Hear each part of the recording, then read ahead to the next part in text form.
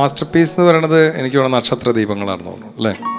നമ്മുടെ നിറകുടം പടത്തിലാവുന്നത്. നിറകുടം പടത്തിലെ പാട്ട് അതിനകത്തൊരു വലിയ കഥ തന്നെയുണ്ട്. കാരണം ഈ ബിച്ചു തിരുമല അന്ന് പാട്ടെഴുതുന്നുള്ള വളരെ പേർക്ക് അറിയാൻ പാടില്ല. അദ്ദേഹം ഈ ശബരിമല ധർമ്മശാസ്ത്ര എന്ന പടത്തിന് അസിസ്റ്റന്റ് ഡയറക്ടറായിട്ട് വന്നിരിക്കുകയായിരുന്നു. ശരി. അപ്പോൾ അസിസ്റ്റന്റ് ഡയറക്ടറായിട്ട് നമ്മുടെ രഘുവൊക്കെ ഉള്ള കാലമാണ്, എം കൃഷ്ണൻ നായർ ഡയറക്ഷൻ. അപ്പോൾ ഇതിന് വന്നിരിക്കുന്ന കാലത്ത് ഇദ്ദേഹത്തെ കൂടുതൽ പരിചയപ്പെട്ടപ്പോൾ ഞങ്ങളുടെ റൂമിലൊക്കെ വരുമായിരുന്നു. അങ്ങനെ ഒരിക്കൽ മൈലാപ്പൂർ തെക്കുമാട വീതിയിലുള്ള ഒരു ലോഡ്ജുണ്ട്, കൃഷ്ണ ലോഡ്ജ്, അവിടെ വന്നു.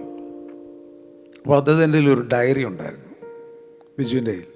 ആ ഡയറി അവിടെ വെച്ചിട്ട് ഞാൻ ഈ കപാലീശ്വര ടെമ്പിളൊന്ന് പോയിട്ട് വരാം, ഇതുകൂടി ഇരിക്കട്ടെന്ന് പറയും. അപ്പോൾ ഇയാൾ പോയ ഉടനെ ഞങ്ങളത് ഡയറി എടുത്ത് മറിച്ച് നോക്കിയപ്പോഴത്തേന് നക്ഷത്ര ദീപങ്ങൾ തിളങ്ങി നവരാത്രി മണ്ഡപം ഒരുങ്ങി. ഈ പാട്ട് അതിൻ്റെ ഇടയ്ക്ക് ചെമ്പട താളത്തിൽ ചെമ്പൈ വായ്പാട്ട് പാടിയെന്നുള്ള ആ വരി വന്നു. അപ്പം ഞങ്ങൾ ചെമ്പയോട് പഠിച്ചുകൊണ്ടിരിക്കുന്ന കാലവുമായിരുന്നു. അപ്പോൾ ഞങ്ങൾക്ക് അത് വളരെ ഹൃദ്യമായിട്ട് തോന്നി. അതിൻ്റെ ഇടയ്ക്ക് മൃദംഗത്തിൽ പാലക്കാട്ട് മണി വരുന്നുണ്ട്, ചൗടയ്യ വരുന്നുണ്ട്. ഇത് ഫസ്റ്റ്. അപ്പം എഴുതാനുള്ള ഇൻസ്പിറേഷൻ എന്തായിരുന്നു?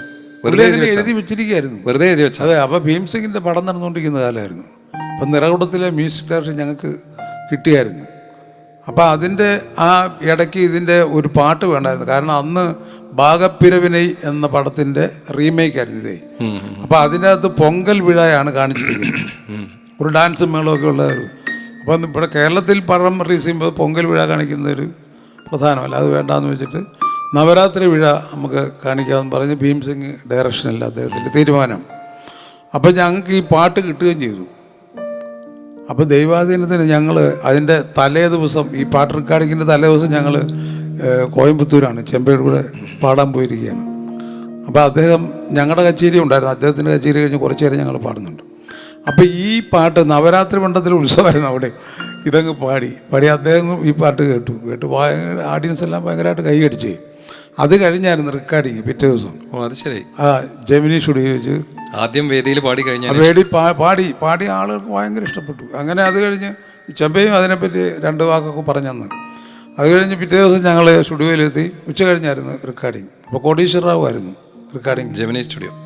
അദ്ദേഹത്തെ പോലെ ഒരു അല്ലേ റെക്കോർഡിങ്, അതെ, വലിയ ഫേമസ് മാൻ. അപ്പോൾ അദ്ദേഹത്തിന് ഈ പാട്ട് കേട്ടപ്പോൾ വലിയ സന്തോഷം തോന്നി.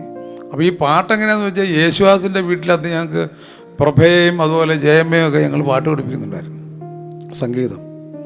അപ്പോൾ ഈ പാട്ട് അദ്ദേഹത്തെ കൊണ്ടാണല്ലോ പാടിക്കേണ്ടത്, അതായത് യേശുദാസിനോട് പാടിക്കേണ്ട പാട്ടാണ്.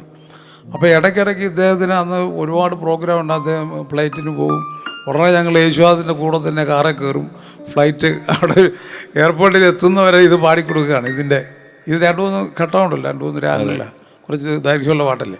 അപ്പോൾ ഒന്ന് പഠിപ്പിച്ചെടുക്കാൻ വേണ്ടി ഇങ്ങനെയുള്ള പരിപാടി. അപ്പോൾ അതൊക്കെ യേശുദാസ് അനുവദിക്കായിരുന്നു, എൻ്റെ കൂടെ കയറിക്കുക, നമുക്ക് അവിടെ വരെ പാടി നോക്കാമെന്ന് പറയും.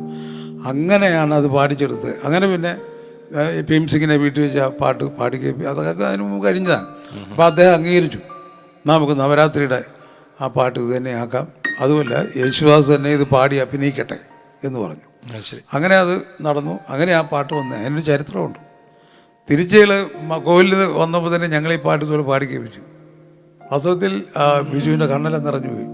ഞാൻ മനസ്സിൽ വിചാരിച്ച അതേ ആ രാഘു അതേ ഇതൊക്കെയാണ് നിങ്ങൾ ഇതിൻ്റെ അകത്ത് കൊണ്ടുവന്നിരിക്കുന്നത്.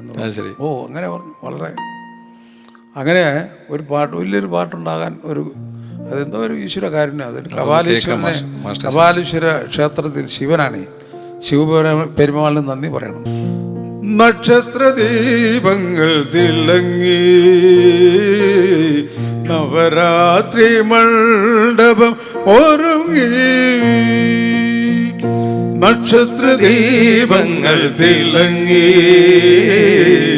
നവരാത്രി മണ്ഡപം ഒരുങ്ങി,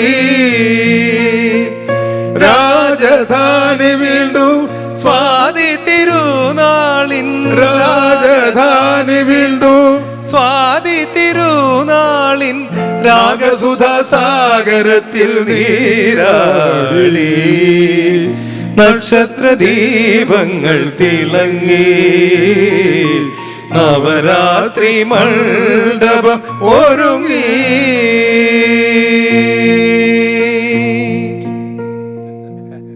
ഈ പാട്ട് ഒരിക്കലും മറക്കാൻ പറ്റില്ല. കാരണം ഏത് വേദികളിൽ പോയാലും ഇപ്പോഴും ചോദിക്കുന്ന ഒരു ഗാനം. ഈയിടെ അഹമ്മദാബാദിൽ പോയിരുന്നു, അവിടെ പോലും ഇത് പാട്ട് വീണ്ടും വീണ്ടും പാടാൻ പറഞ്ഞൊരു ഗാനമായിരുന്നു. ഇല്ല, ഒരുപാട് സ്ഥലത്ത് ഇപ്പം എല്ലാം യേശുദാസ് അവിടെ പോയി പാടിയാൽ അവിടെയൊക്കെ ചോദിക്കാറുണ്ട്. ഞാനും കച്ചേരി ചെയ്യുന്നതൊക്കെ ഇത് ഒരു തുണ്ട് വരാറുണ്ട്, നക്ഷത്രവും പാടണമെന്ന്.